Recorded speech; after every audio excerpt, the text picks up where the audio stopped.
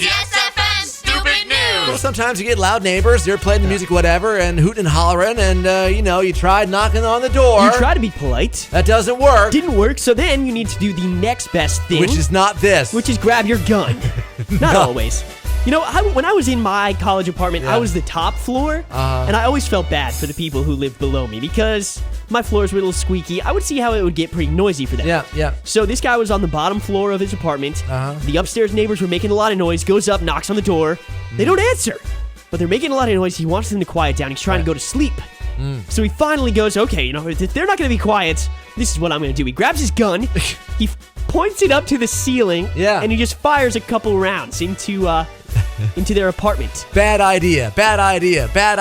Yeah, because, one of those bullets actually misfired and it hit him in his own face. Right.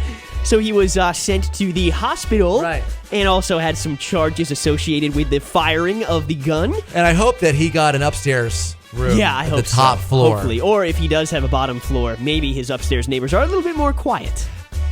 If you're out riding your tricycle and you're carrying drugs on you, be a good idea not to yell at the cops. I would have to suspect that this man was riding a tricycle because maybe he had one too many DUIs. He's only 29 years old, and he was arrested for riding a tricycle at night with no lighting.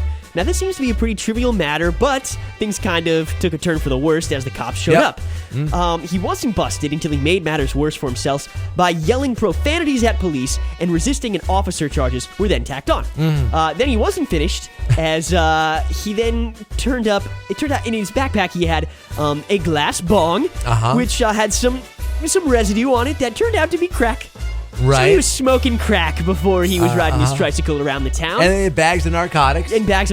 And all of that put together makes for a pretty easy case to send a man to jail. If only he had kept his mouth shut. Or if he put the lights on his tricycle.